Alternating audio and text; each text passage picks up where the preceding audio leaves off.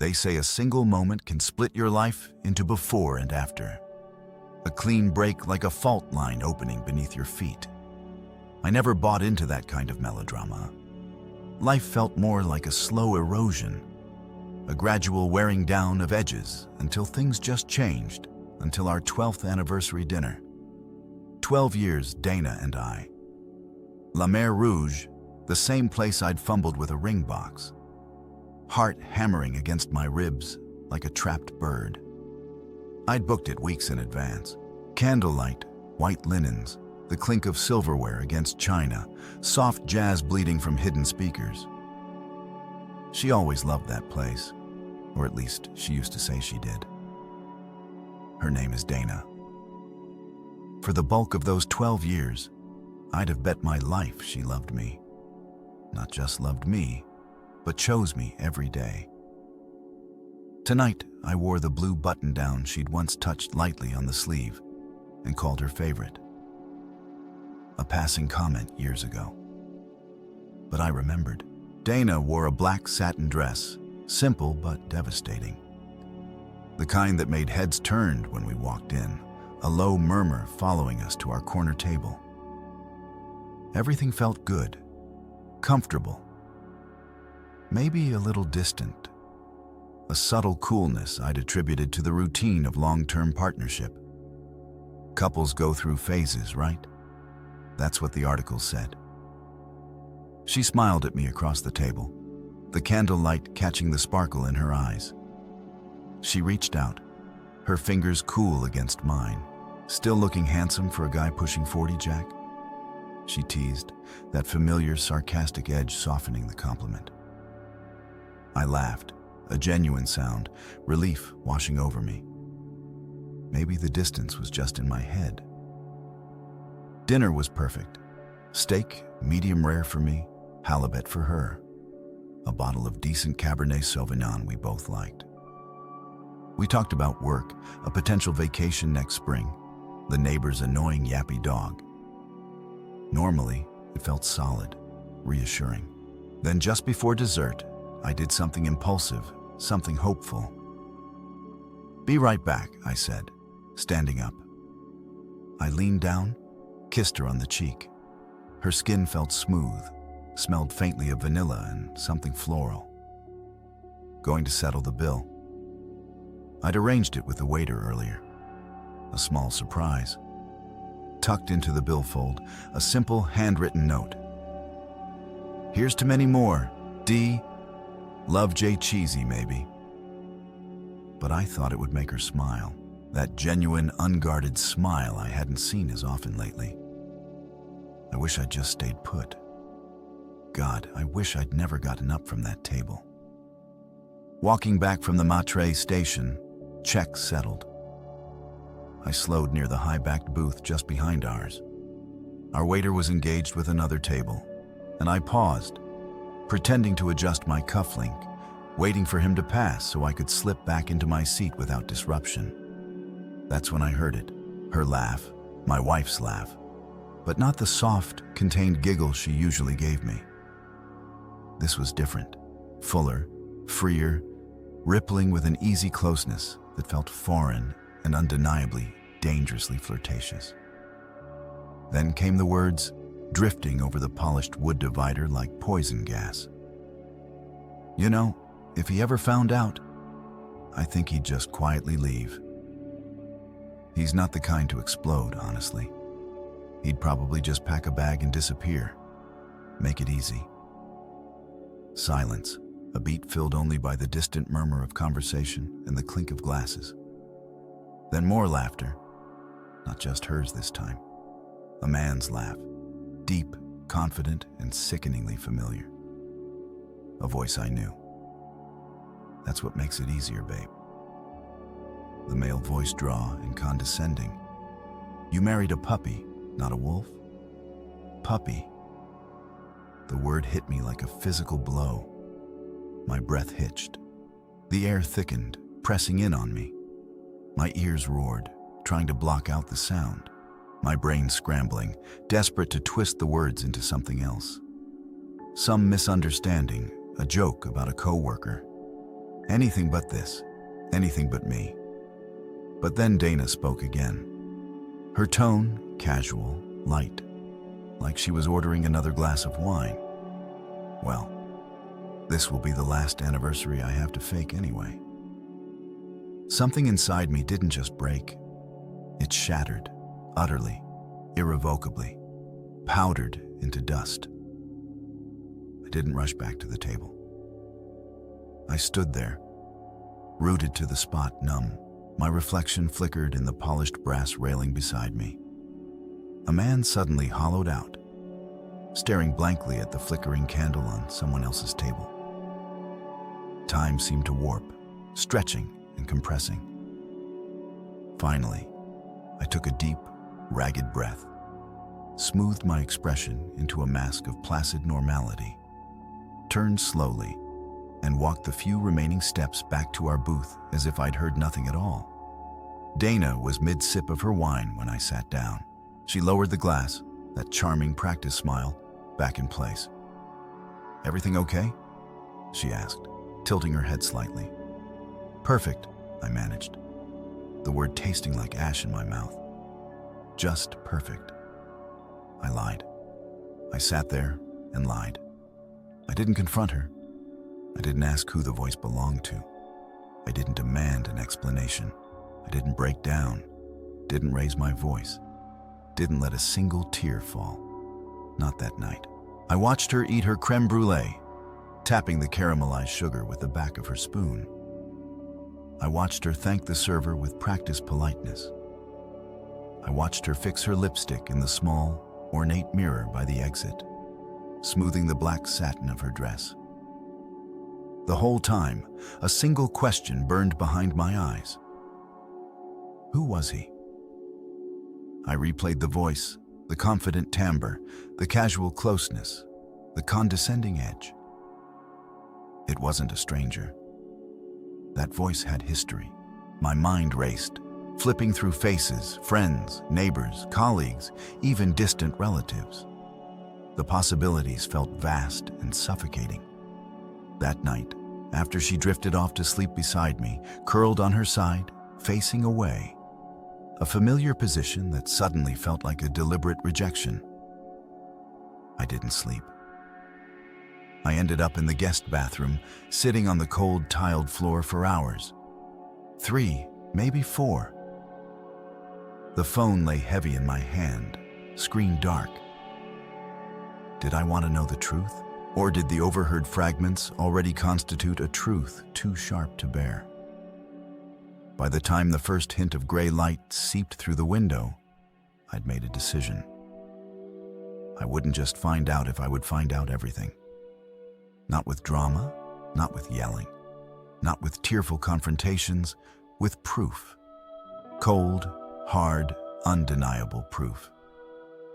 And what I found, I suspected, wouldn't just change my life, it would detonate it.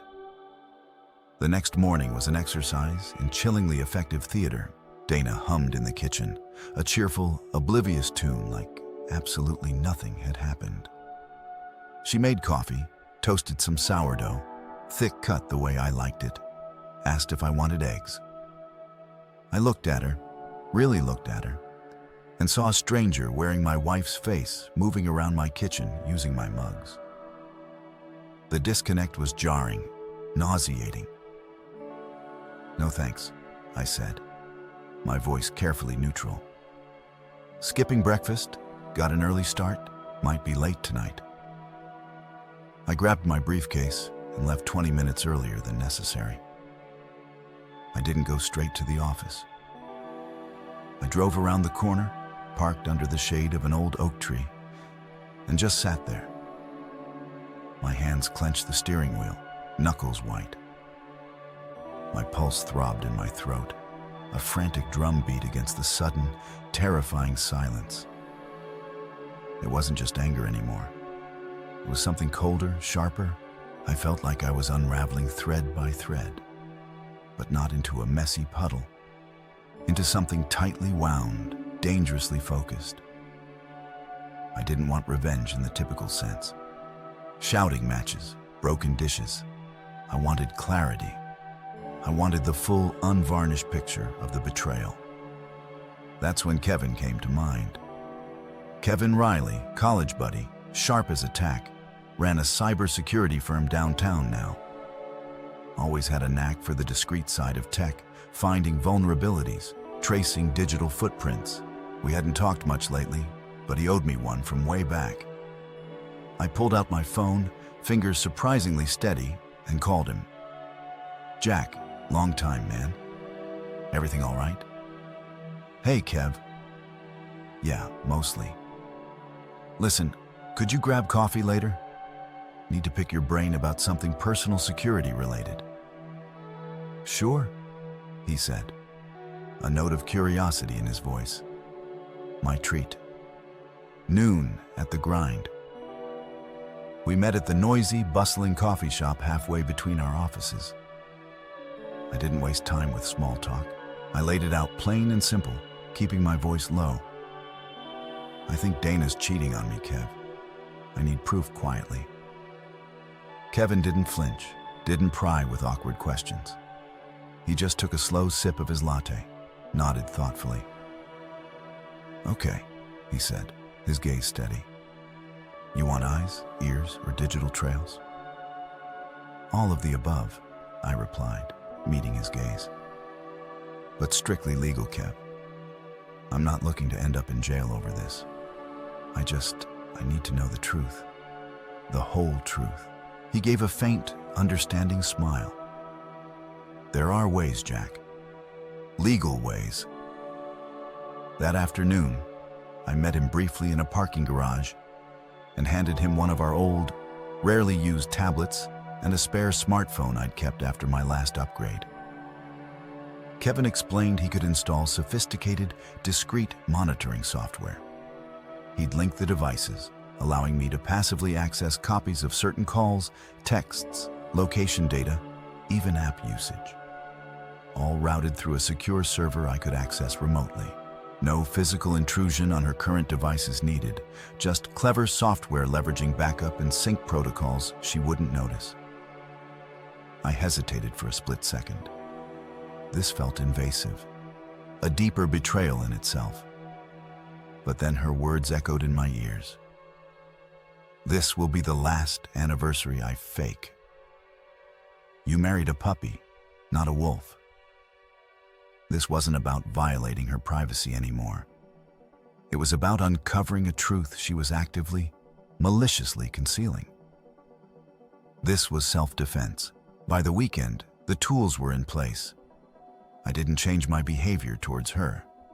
I remained the attentive, slightly distant husband she seemed to expect. But now, I watched and listened, and the picture that started to emerge felt like something out of a cheap spy novel. Only, it was my life. It began subtly. Encrypted messages exchanged at odd hours with a contact simply labeled M. Calendar entries for Pilates or client strategy session that corresponded with GPS pings nowhere near a gym or office building.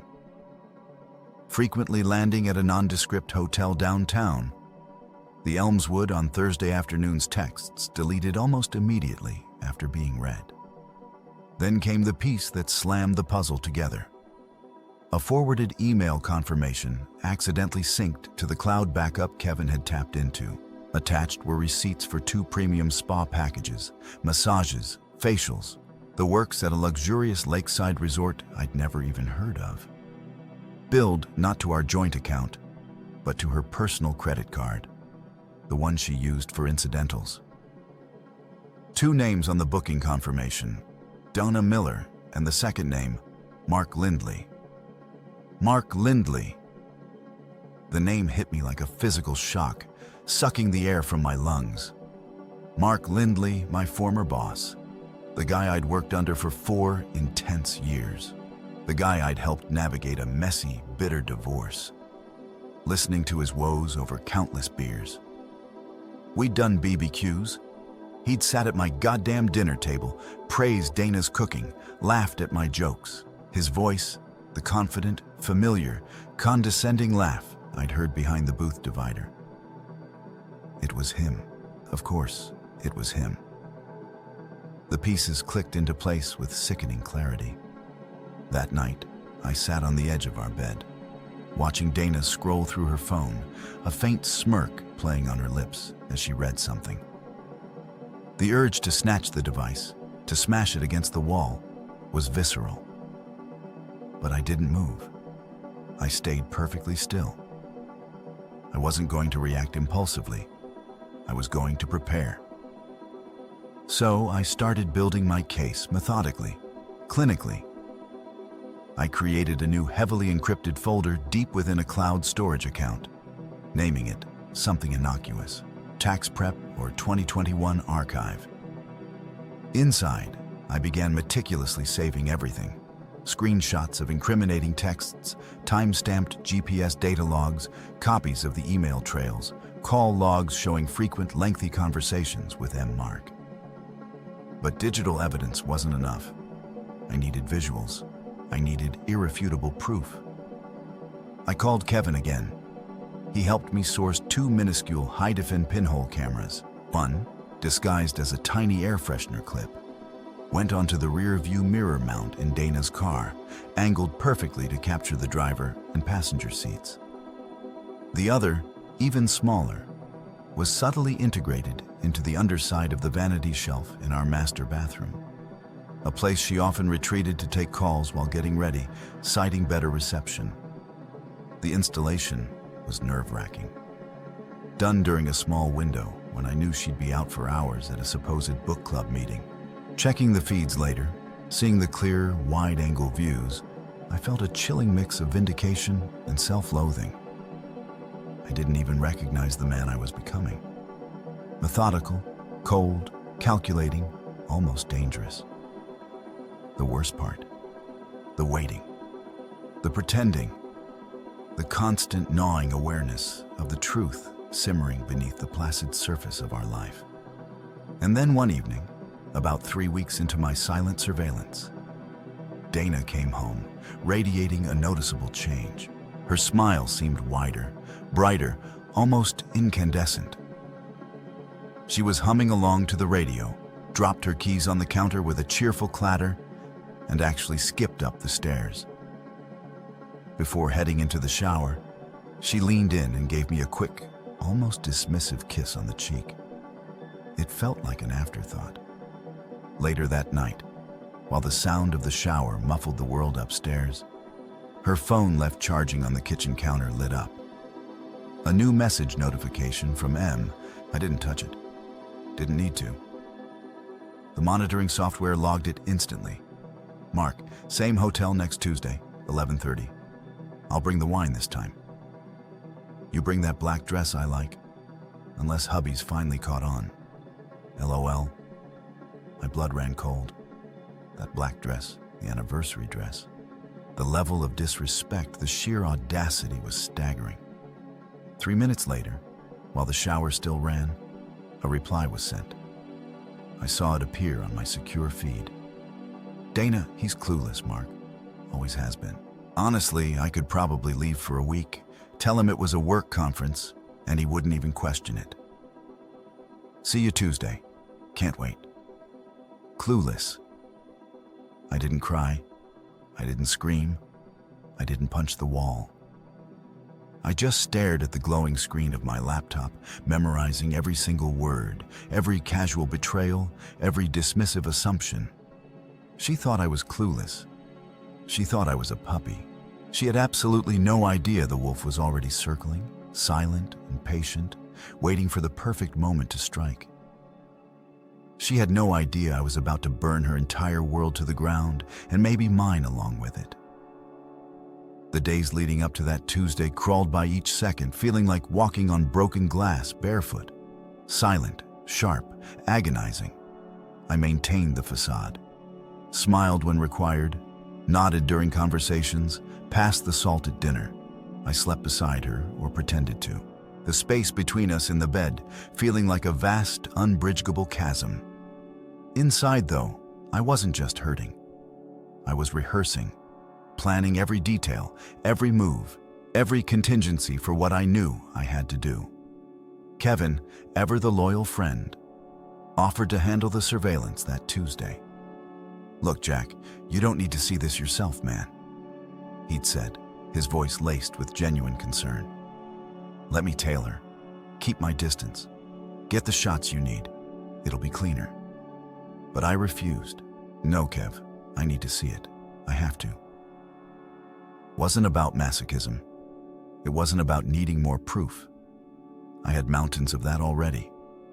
This was about facing the reality head on. This wasn't suspicion anymore. It was confirmed fact. If I didn't witness the final act of betrayal myself, look it squarely in the eye, I feared it would haunt me forever. A ghost lurking in the shadows of my mind. I needed to see the nail hammered into the coffin of our marriage. Tuesday dawned bright and deceptively sunny. A perfect spring day. Dana left the house at precisely 11:22 a.m. She was dressed in the black satin dress, the anniversary dress. Her hair was down, styled perfectly, her makeup immaculate. She looked radiant. She kissed me goodbye on the cheek, a fleeting brush of lips against skin. Client lunch, then that leadership seminar this afternoon. She chirped, grabbing her purse. Might be a late one. "Okay," I said, my voice even. I handed her a travel mug of coffee I'd prepared. "Drive safe." Nestled discreetly in the removable base of the mug was a tiny new GPS tracker, smaller and more powerful than the phone-based one. Insurance. She wouldn't notice. She never noticed the details. She always underestimated me. That was her fatal flaw. I waited exactly 15 minutes after her car disappeared down the street. Then I walked out to the garage, not to my own car, but to a nondescript gray sedan I'd rented the day before under a burner name and paid for with cash. In the passenger seat was a bag containing a high-resolution camera with a powerful zoom lens, binoculars, and a bottle of water. My hands weren't shaking. My breathing was steady, measured. Maybe the numbness had finally taken over completely. Or maybe, just maybe, I had finally become the man she'd inadvertently created.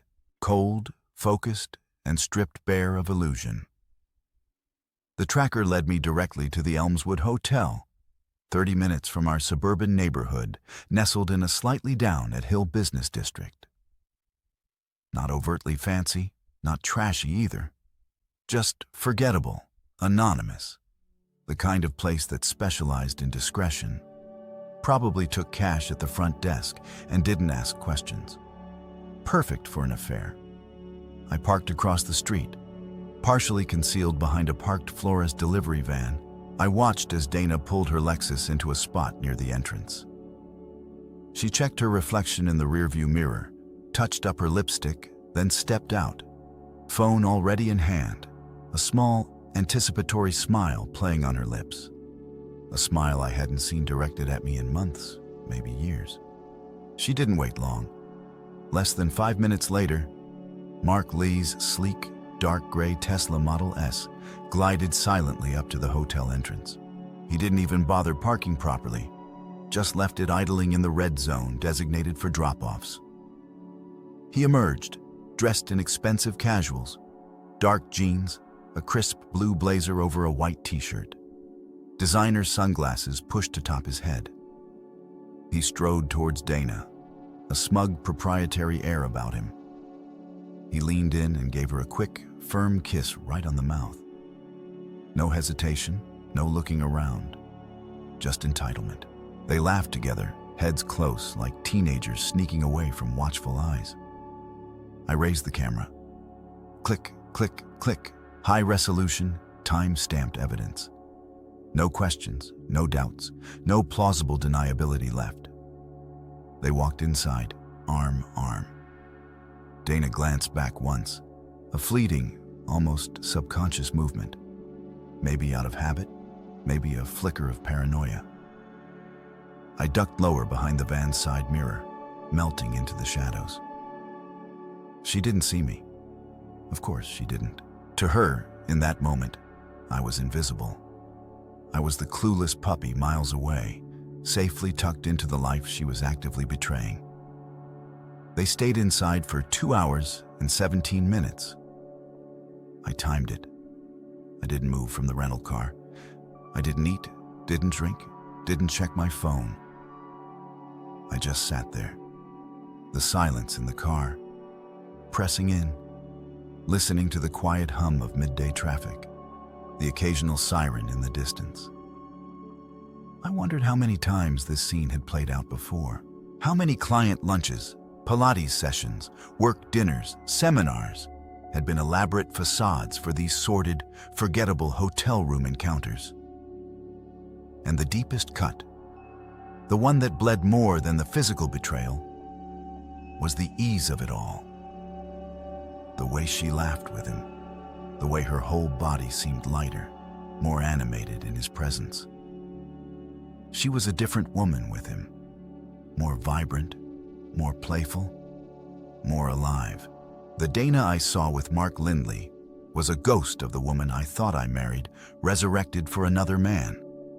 Around 2:40 p.m., they emerged from the hotel lobby. Her hair was slightly mussed, her lipstick completely gone, but she looked satisfied, smug almost. As she walked towards her car, Mark reached out and gave her rear a familiar possessive smack. She didn't flinch, didn't object.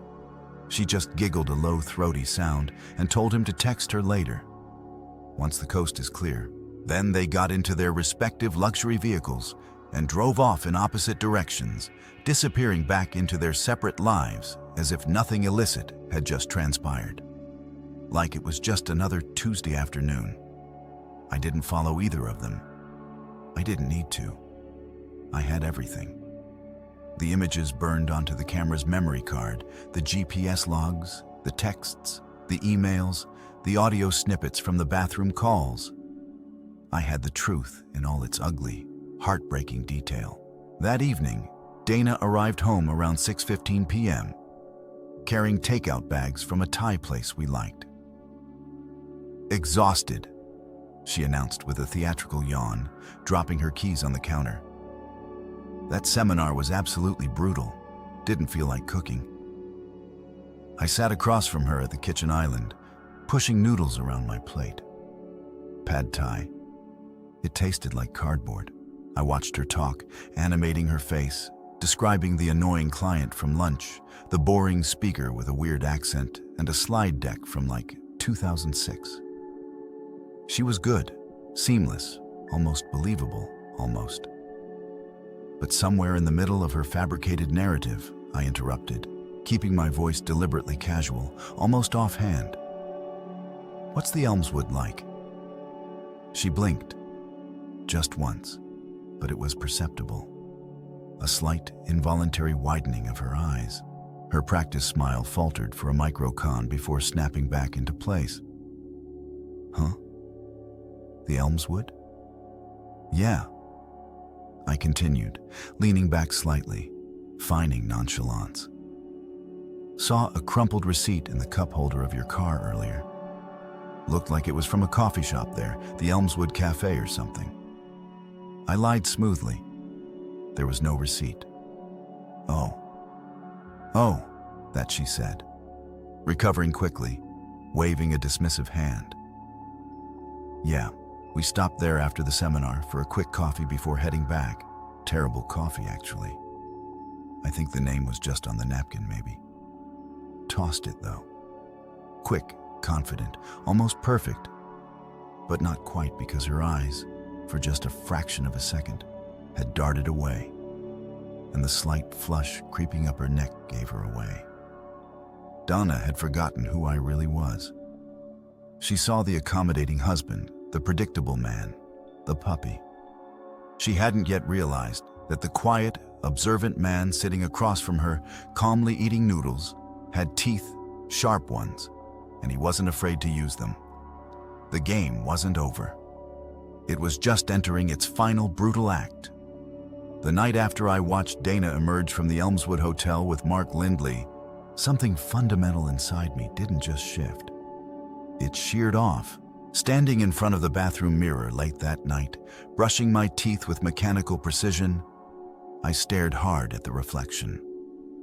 Looking back, the face was familiar, but the eyes held a different light. Colder, harder. For 12 years, Dana had subtly, persistently reinforced the narrative. I was too soft, too agreeable, too conflict-averse, too passive. I'd mistaken that for the quiet strength of love, the kind that stays calm, listens, compromises, endures. Looking into my own eyes that night, I didn't see a man built for compromise anymore. I saw a man sharpening himself in the corrosive acid of betrayal, honing an edge in absolute silence. The next day, Wednesday, I called in sick to work, claimed a sudden migraine. I needed time not to cry, not to rage, not to sulk, but to plan, to strategize. I spread everything out on the dining room table. The room flooded with morning sunlight that felt obscene against the darkness of the evidence. Texts, GPS logs with damning timestamps, the video clips from the car camera showing their furtive touches and whispered conversations. Audio recordings from the bathroom vanity capturing her side of hushed phone calls, confirming rendezvous points. The crystal clear photos of them kissing outside the Elmswood. Phone records detailing hundreds of calls and texts between her and M printouts of her personal credit card statements showing charges for hotels and gifts I knew nothing about. It wasn't just suspicion, it was a meticulously documented campaign of deceit. Mark Lindley, my former boss, the man I'd considered a friend, hadn't just stumbled into an affair. He had systematically, parasitically invaded my marriage.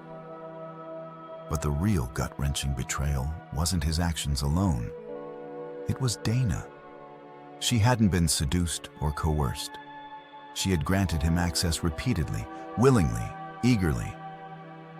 And then, staring at the timeline laid out before me, another colder realization dawned. This wasn't just about Zex. It was a long-term, calculated deception. Financial, emotional, sexual, and worse. She was actively preparing for an exit. Those spa packages weren't impulsive treats. They were part of constructing a narrative, perhaps even testing the waters of a life with him. Her recent, seemingly casual questions echoed in my mind with chilling new meaning. Have you ever thought about downsizing? Maybe moving somewhere warmer? Or what would you do if you had a completely fresh start, Jack? Hypothetically, these weren't innocent musings. They were trial balloons, soft launches for a future meticulously planned, a future from which I was being surgically excised.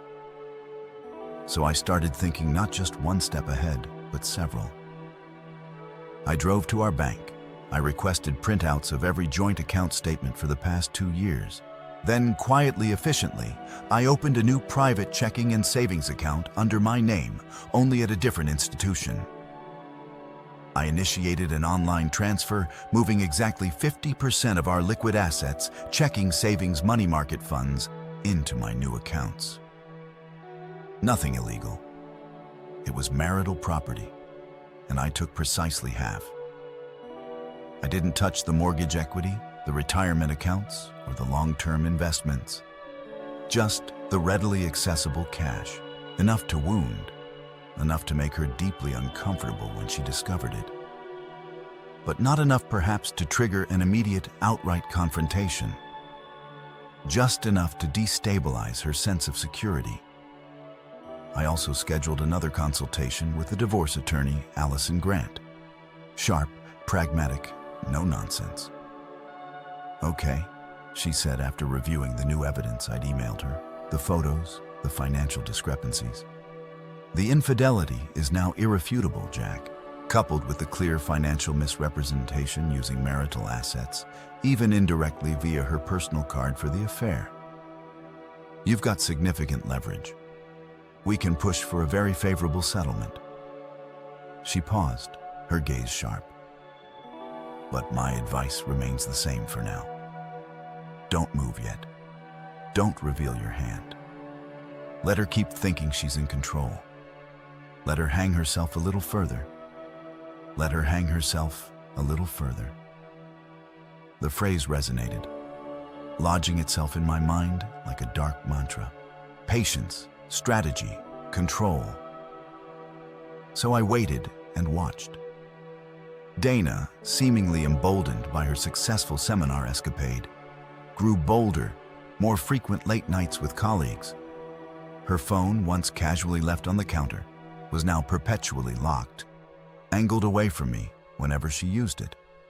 She giggled at texts she didn't share, took calls where she walked into another room and shut the door. Simultaneously, the subtle criticisms escalated into more open critiques. Comments about how I seemed checked out lately, how I never initiated anything fun anymore, how she felt like we were drifting apart, delivered with a sigh that barely concealed her satisfaction. I played my part perfectly. I agreed with her every single time. "Yeah, maybe you're right," I said once during a quiet dinner, just to gauge her reaction. "Things do feel different." She met my gaze, a flicker of something unreadable in her eyes. Surprise? Guilt? But then she smiled, a small, tight smile, like I was making it easy for her, like the puppy was finally learning to roll over on command. A few evenings later, I was reading in the living room when I saw her slip out of our bedroom, phone pressed to her ear, whispering. I set my book down silently, rose and followed, barefoot, staying just out of her line of sight in the dimly lit hallway. She went into the guest room, closing the door almost completely, but not quite latching it. The tiny microphone Kevin had helped me install weeks earlier, disguised as a smoke detector in the hallway ceiling fixture, picked up her words clearly. "Told you he won't fight back," she was saying, her voice low but confident. "He's just not built that way, Mark. Never has been." A pause, then a soft, cruel laugh. "He's like an old, comfortable dog, loyal, predictable, harmless. If I leave, he'll just roll over and let go. Probably thank me for setting him free." I stood frozen in the hallway, listening to the recorded playback later on my laptop, the waveform pulsing on the screen.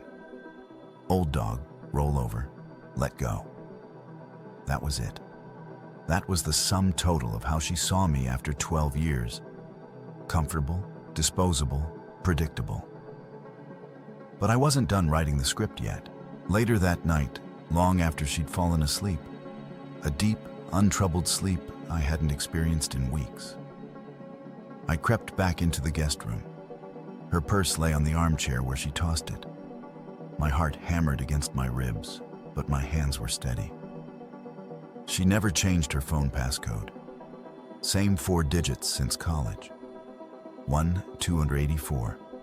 Her birth month and year predictable. I opened her phone, the screen casting a faint blue glow in the darkness. I navigated to her notes app, and there it was, a drafted message unsent addressed to M. Subject us. "If I actually do this, if I move in with you after everything's settled, will your kids hate me?" I keep trying to imagine what it would really be like. Starting fresh, just us, no baggage. God, I think I'm finally ready, Mark. Really ready. Ready to be free of this life. I stared at the words glowing in the dark for a full minute. Free of this life.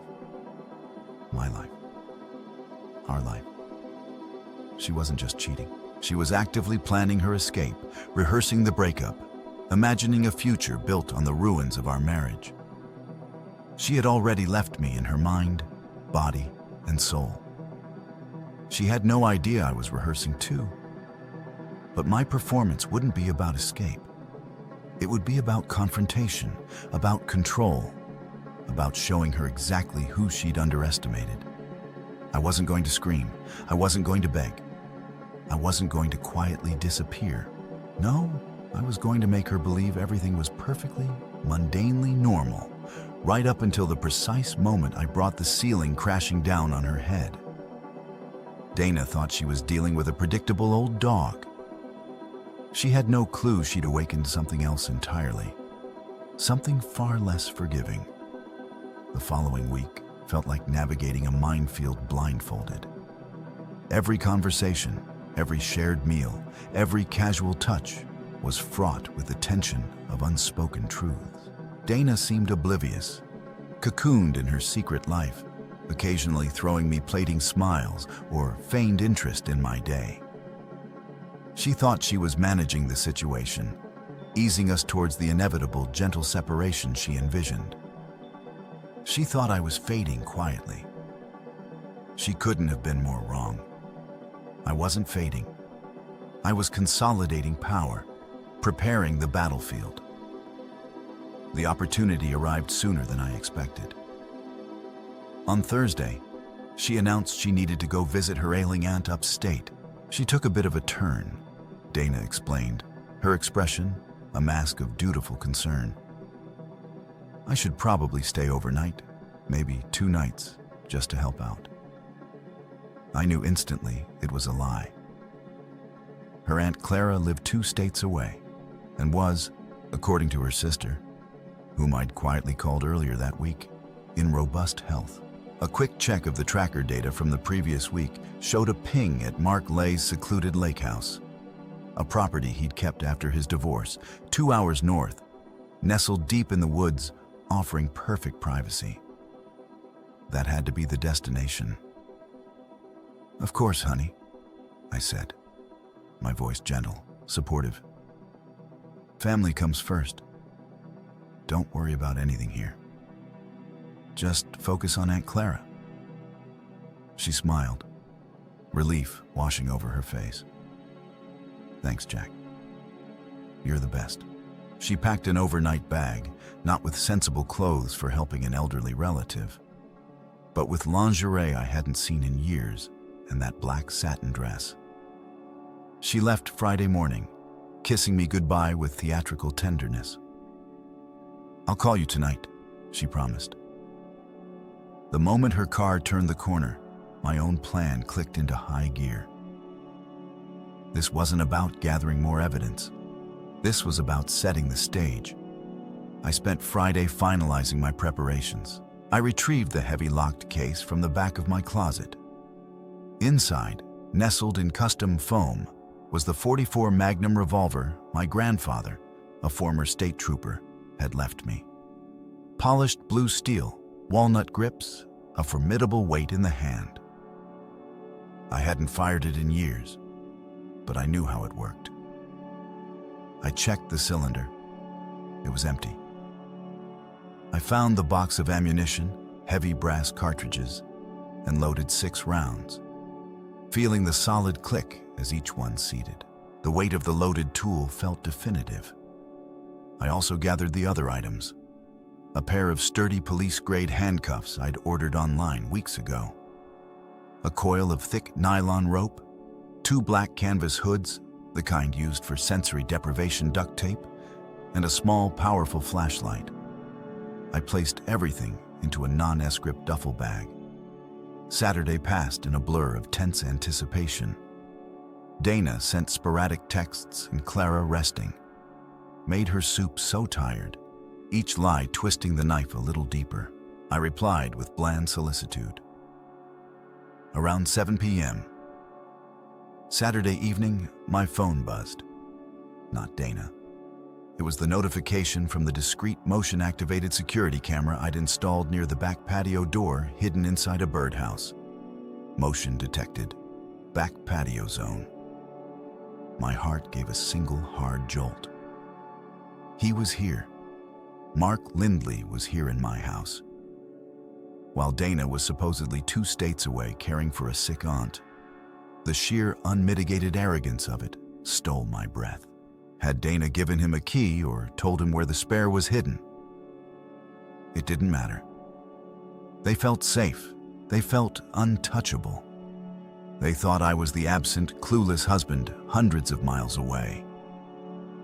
I was sitting in my car, parked at a small park just 10 blocks away, waiting, watching the live feed from the internal cameras Kevin had helped me set up. Small wireless units disguised as smoke detectors and air fresheners, feeding encrypted video to my laptop. I saw Mark let himself in through the back sliding door, bold as brass. He looked casual, relaxed, carrying a bottle of wine. He poured himself a glass using one of my whiskey tumblers and wandered into the living room, surveying it like he owned the place. Then, unbelievably, I saw Dana emerge from the hallway leading from the master bedroom. She wasn't upstate. She'd never left, or she'd come back early, planning this rendezvous. She was wearing a silky robe, her hair loose. She walked up to Mark, a sultry smile on her face, took the wine glass from his hand, took a sip, and then pulled him close, whispering something in his ear. He laughed, setting the wine bottle down on my coffee table, and kissed her neck. She laughed again, a low, intimate sound that made my blood run cold, and started leading him towards the stairs, presumably to our bedroom. My bedroom. That was it. The final violation. The point of no return. I stopped the engine, grabbed the duffel bag from the passenger seat, and got out of the car. My movements felt unnaturally calm, deliberate. Each step crunched softly on the gravel path leading away from the park. The cool night air felt electric against my skin. There was no rage clouding my vision, no trembling in my hands, just a chilling clarity, a sense of purpose. I let myself in through the front door, using my key, silently. The soft strains of some forgettable pop song drifted from the living room speakers. They probably wouldn't even hear me over the music and their own laughter. I walked into the living room. The scene froze like hitting pause on a movie. Mark was halfway up the stairs. Dana a step below him, her hand resting possessively on his hip. They both turned at the faint sound of my footsteps on the hardwood floor. Mark's smug expression evaporated instantly. Replaced by wide-eyed, slack-jawed panic, he looked like a cornered rat. Dana's face cycled through emotions with lightning-speed confusion. What are you doing here? Then dawning horror, then a flicker of desperate calculation as her mind scrambled for an excuse, a way to spin this. Jack, she gasped, pulling her hand away from Mark as if burned, taking a shaky step back down. You're back early. I thought I live here, Donna, I said, my voice quiet, devoid of inflection. It seemed to echo in the suddenly cavernous silence of the room. The music still played softly, a grotesque counterpoint to the tableau. Or had you forgotten? Mark started stammering, backing slowly down the stairs, hands raised slightly as if warding off a blow. Look, man. Jack, it's not what it looks like, isn't it? I interrupted, my gaze fixed on him. I slowly reached into the duffel bag I still held. The weight of the Magnum felt solid, grounding. I pulled it out. The polished steel gleamed dully in the lamplight. Dana gasped, a hand flying to her mouth. Mark froze completely, his face draining of all color, eyes locked on the weapon. Get down here, Mark, I commanded, my voice still unnervingly calm. Both of you, living room now. They stumbled down the remaining stairs, clumsy with fear. Mark tripped on the bottom step, catching himself on the railing. Dana moved like a marionette whose strings had been cut, her silky robe gaping slightly. Jack, please, Dana whispered, tears finally starting to well in her eyes. Listen, silence, I snapped, the command sharp, cutting through her plea. I gestured with the barrel of the Magnum towards the center of the room. Stand there together. They shuffled closer, Mark visibly trembling, Dana hugging her arms around herself. So I began. walking slowly towards them, the heavy tool held steady, pointed towards the floor for now. This is him, Dana. This is the upgrade, the wolf. I let my gaze drift contemptuously over Mark, from his expensive loafers, hastily put back on, I noticed, to his terrified face. Then, with deliberate, shocking precision, I raised the magnum, aiming it directly, unwaveringly, at Mark Lee's lap. Mark let out a strangled whimper, his eyes bulging. He instinctively tried to cover himself, but I barked, hands where I can see them now. He froze again, hands hovering uselessly at his sides, sweat beading on his forehead. Dana cried out, "Jack, no, don't." "Shut up, Dana," I said without looking at her, my focus entirely on the terrified man in front of me. "Let's talk about this, Mark. Let's talk about value." My voice was low, conversational, almost detached, which somehow made it more terrifying. "My wife." I gestured vaguely towards Dana with my free hand. "Seems to think I'm lacking a puppy," she called me. "Predictable, safe, boring." I took a step closer, the muzzle of the magnum now just inches from his expensive jeans. "And you're the alternative." I let out a short, harsh laugh. "Seriously? You traded 12 years, a home, a life for this?"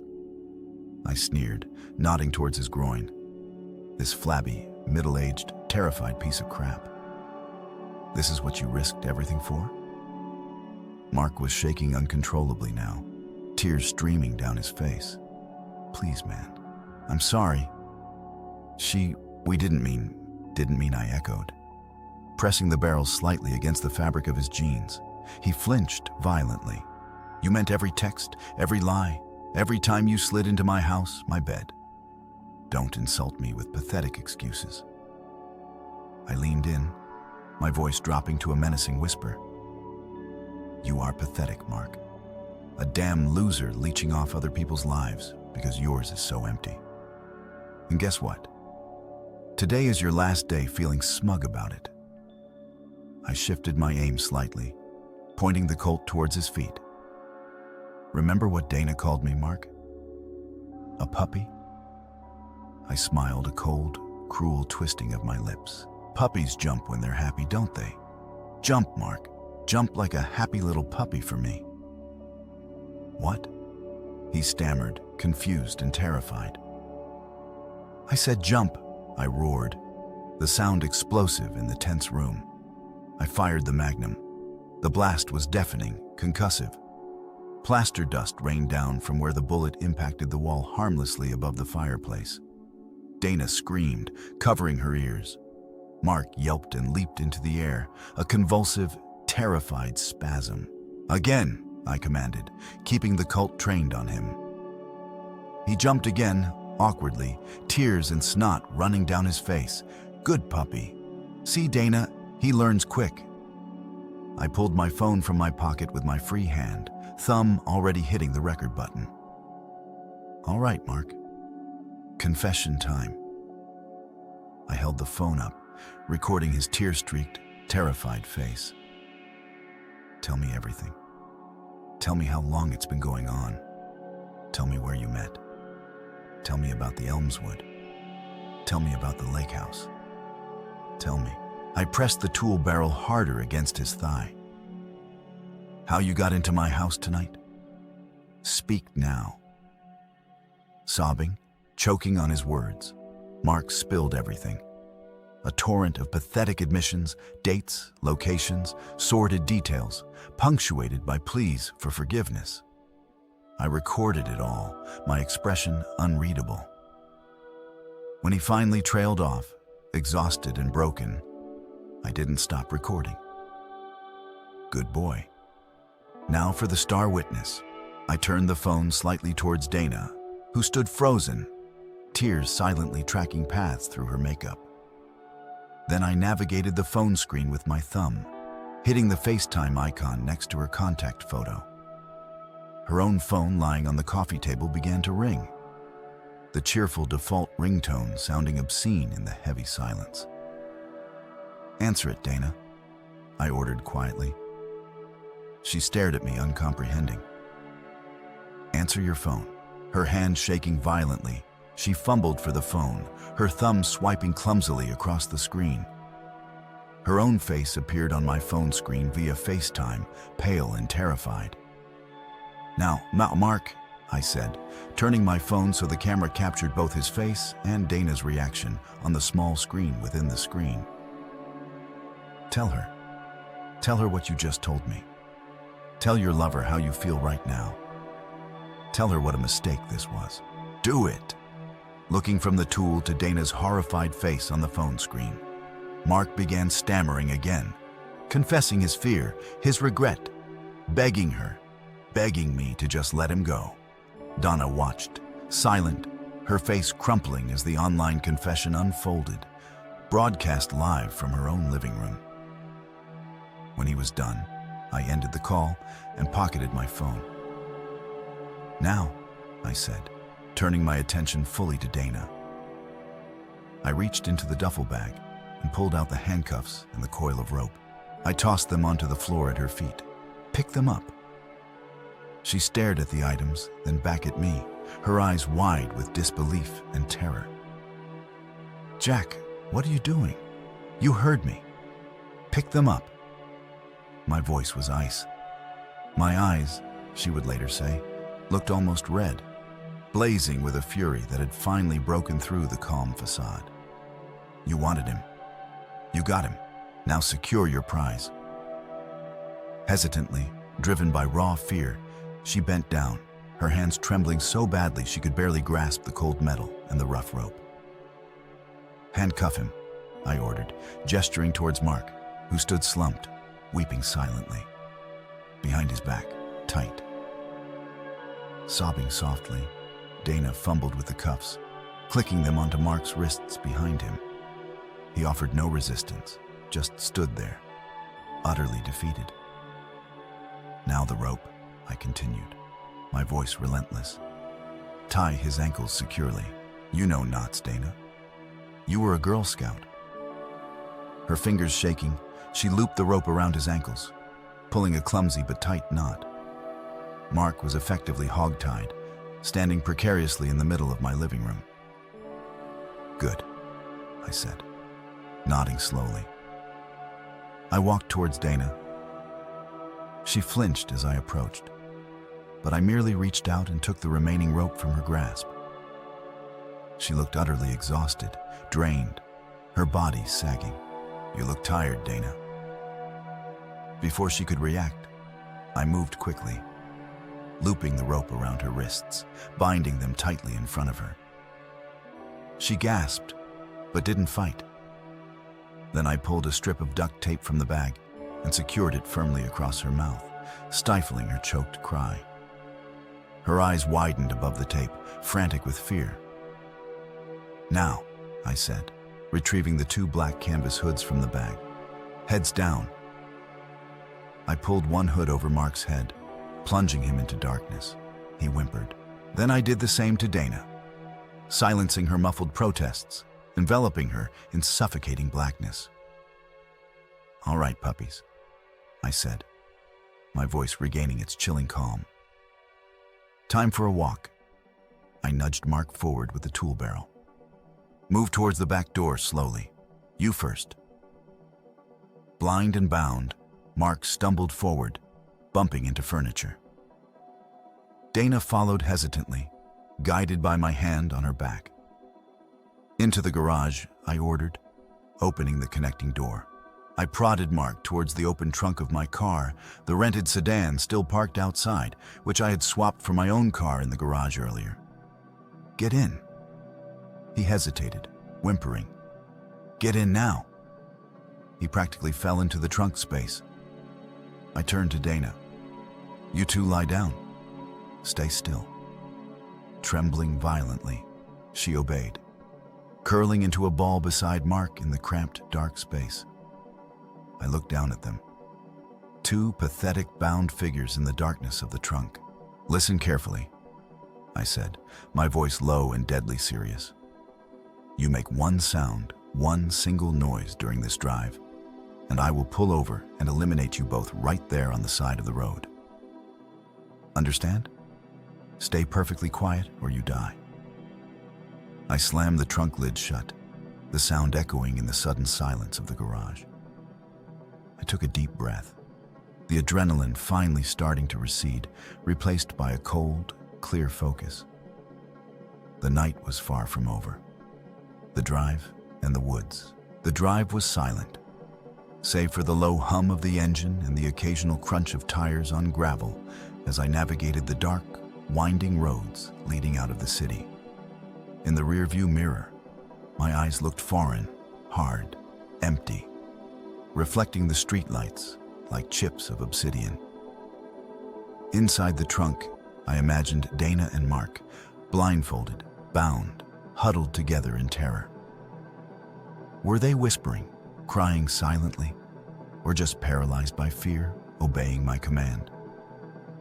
It didn't matter. The power dynamic had shifted entirely. I was the wolf now. I drove north towards the area where Mark's lake house was located, but bypassed it, heading deeper into the state forest preserves onto logging trails that became progressively rougher. The GPS on my phone mounted on the dash showed me navigating further and further from civilization. My destination was a remote clearing I knew from years ago, a place I'd stumbled upon during a solo camping trip, miles from any main road, accessible only by a barely there dirt track. Perfect isolation. About 30 miles out, flashing blue and red lights suddenly filled my rearview mirror. My heart lapped into my throat. A police cruiser. Crap. Had someone heard the bang? See me forcing them into the car? Reported the rental car. I checked my speed. I wasn't speeding. I pulled over slowly, smoothly onto the gravel shoulder, engine idling. I watched the officer approach in my side mirror, his silhouette backlit by the headlights. I took a deep, calming breath, schooling my features into mild annoyance. The picture of a slightly inconvenient citizen. The officer, young, stern-faced, tapped on the window. I lowered it halfway. "License and registration, please," he said, his voice polite but firm. Flashlight beam playing over the interior of the car, thankfully missing the duffel bag on the passenger floor. "Problemable, officer?" I asked, retrieving the rental agreement and my license from the glove compartment, my hands perfectly steady. "Your right tail light is out, sir," he informed me, taking the documents. "I need to get that fixed." He shone his light briefly towards the back of the car. Could he hear anything? A muffled sob, a panicked shuffle. The trunk felt miles away, yet terrifyingly close. "Damn rental," I muttered, feigning exasperation. "Just picked it up today, figures. Thanks for letting me know, officer. I'll report it." He walked back to his cruiser, presumably to run my license and the rental plates. The wait felt interminable. Every rustle of leaves outside, every distant insect buzz sounded amplified. My palms grew slick with sweat. What if he asked me to step out? What if he got suspicious? What if he asked to look in the trunk? My hand instinctively tightened on the steering wheel. The Magnum was still in the duffel bag within reach, but using it now would be self-destruction. Just as the officer started walking back towards my car, his radio crackled to life, loud and urgent. A dispatcher's voice cut through the night air. "All units, Code 3, response needed. Reported multi-vehicle collision with entrapment. Highway 9, mile marker 47. The officer paused, listened intently, then spoke quickly into his shoulder mic. He turned back to me, handing my documents through the window. "All right, sir. Looks like you're clear. Just get that tail light fixed as soon as possible. Drive safe." He barely glanced at me, his mind clearly already on the more pressing emergency. He strode quickly back to his cruiser, lights still flashing, and pulled away rapidly, sirens starting to wail as he disappeared down the highway. I let out a breath I hadn't realized I was holding, the tension draining away, leaving me shaky but resolute. Dumb luck, or maybe something else. I pulled back onto the road, heart still pounding, and continued my journey into the darkness, deeper into the woods. Another 20 minutes down, increasingly overgrown tracks. I finally reached the clearing. Tall pines surrounded it on all sides, their branches blotting out the stars. The air was cool, damp, smelling of pine needles and wet earth. Utter silence broken only by the chirping of crickets. I stopped the engine and the headlights, plunging the clearing into near total darkness, save for the faint moonlight filtering through the canopy. I got out, retrieved the powerful flashlight and 2 shovels from the duffel bag, then opened the trunk. Dana and Mark flinched at the sudden intrusion of light and sound. They looked disoriented, pathetic. "Out," they commanded slowly. I pulled them out, unsteady on their bound ankles. I removed the hoods. Their eyes blinked rapidly, adjusting to the flashlight beam I kept trained on them.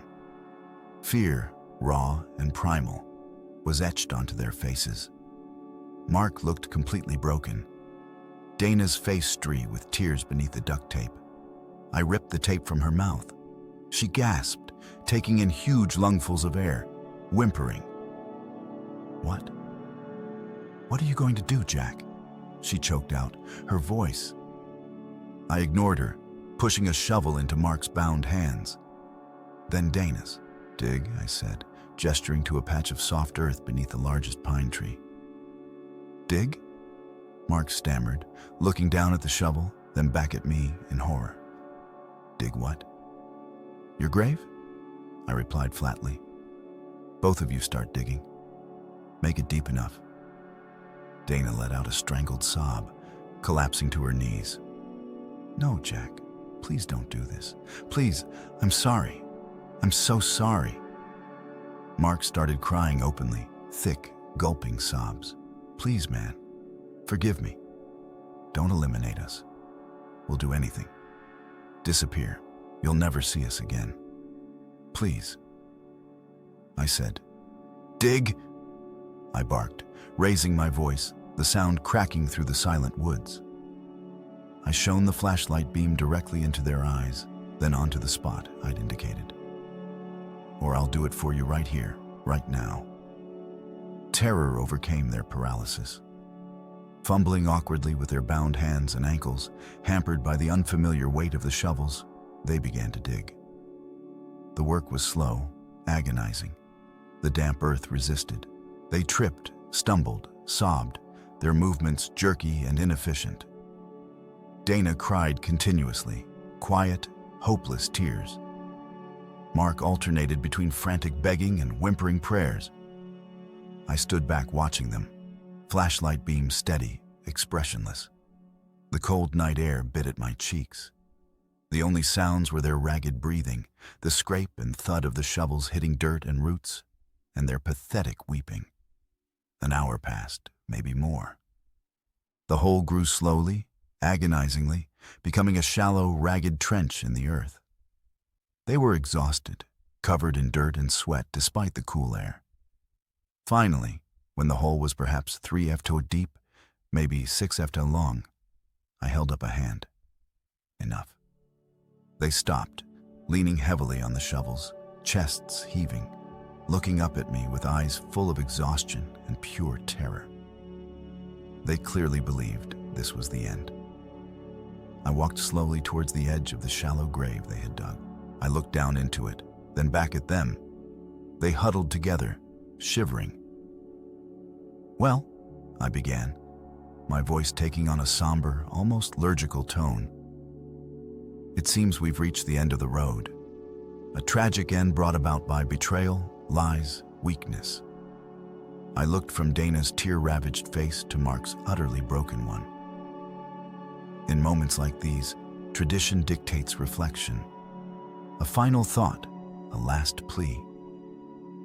I paused, letting the silence stretch thick with dread. Like a priest offering final rites, I offer you this one final opportunity. Make your peace. Ask for mercy, not from me, I added quickly, my voice hardening. My mercy ran out miles ago. Ask it from whatever God you may or may not believe in. You have 1 minute. Dana squeezed her eyes shut, muttering incoherent prayers through trembling lips. Mark just stared at me, his face a mask of hopeless despair.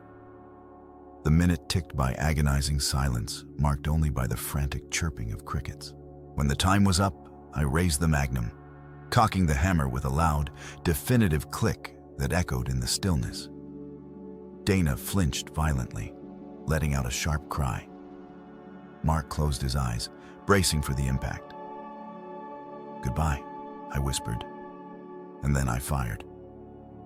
The shot exploded through the night, a deafening roar followed by a crackling echo that bounced off the trees. Birds startled from nearby branches, flapping frantically into the darkness. Dana screamed, collapsing fully onto the ground, convinced Mark had been shot, or maybe herself. Mark crumpled beside her, shaking like a leaf, waiting for the pain that didn't come. I lowered the Colt, smoke curling faintly from the barrel and the flashlight beam. I hadn't aimed at them. I'd fired straight up into the empty air. I started to laugh, not a happy laugh, a cold, harsh, grating sound that held no humor, only chilling contempt. "Get up," I commanded. They stared at me, bewildered, hope wearing with terror in their eyes. "Get the hell up." Slowly, shakily, they helped each other to their feet. Did you really think?" I chuckled again, shaking my head. "Did you really think I'd waste a bullet? Waste the effort of digging a real grave for trash like you?" I spat the words out. "Eliminating you? No, that's too easy, too quick." I looked them up and down, taking in their dirt-streaked faces, their bound limbs, their utter degradation. It was a joke. "Puppies," I said, the word puppies dripping with venom. "A lesson. I don't eliminate fools like you. It's not worth the prison sentence." I took a step closer, my voice dropping again to that low, menacing tone. "But listen to me very carefully. You walk out of these woods tonight. You find your way back and you never ever speak of this to anyone. Not the police, not lawyers, not your friends, not your damn therapists." I held up my phone, displaying the recording of Mark's confession, the timestamp visible. "Because I have everything. The confession, the photos, the videos, evidence of your pathetic little affair, Mark, and evidence of your trespassing tonight. And Dana," I turned to her, "evidence of your conspiracy, your lies. If I hear one whisper of tonight's events," I continued, "if any authority ever contacts me, I will release everything. To the police, yes, but also online. To your employers, to Mark's ex-wife and kids, to Dana's family, to everyone. I will systematically dismantle what's left of your pathetic lives piece by piece. I will ruin you financially, socially, professionally. Is that clear?" They both nodded frantically, eyes wide with renewed fear.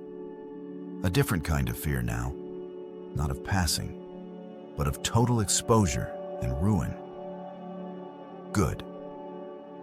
I stepped back, holstering the magnum inside my jacket. I tossed a small pocket knife onto the ground near Mark's feet. "Use that to cut yourselves free." Eventually, I turned without another word, walked back to the rental car, got in, and started the engine. The headlights flared to life, illuminating the two miserable figures huddled by the shallow mockery of a grave. They looked small, lost, utterly broken in the vast, indifferent darkness of the woods. I put the car in reverse, backed out of the clearing, and drove away, leaving them there alone, bound 40 Messer from the nearest town in the middle of the night, with nothing but a pocket knife, the clothes on their backs, and the crushing weight of their humiliation and fear. I didn't look back. Aftermath. It took them nearly 6 hours to get free and find help. Dawn was breaking when a logging truck driver found Dana and Mark stumbling along the shoulder of a remote highway, exhausted, scratched, and incoherent. They claimed they'd been carjacked and abandoned, sticking to a flimsy story that fell apart under minimal questioning. But lacking any real evidence of another perpetrator and terrified of Jack's threats, they refused to implicate him directly. The police report noted inconsistencies, but ultimately closed the case as unsolved. The divorce was brutal, but swift. Jack's lawyer, Allison Grant, presented the irrefutable evidence of infidelity and financial deceit privately to Dana's counsel. Facing total exposure and Jack's cold promise of ruin, Dana agreed to a settlement heavily favoring Jack. Relinquishing claims to the house and significant assets, she moved out, broken and ostracized. Mark Lindley's wife, already suspicious, hired her own investigator upon hearing rumors. Presented with damning evidence Jack indirectly ensured she received, she filed for divorce immediately, citing infidelity. Mark lost his job shortly after, his reputation in tatters. They never sued. They never spoke publicly about that night in the woods. The threat and the trauma kept them silent. Jack having exacted his pound of flesh, and then some simply vanished, leaving the wreckage behind.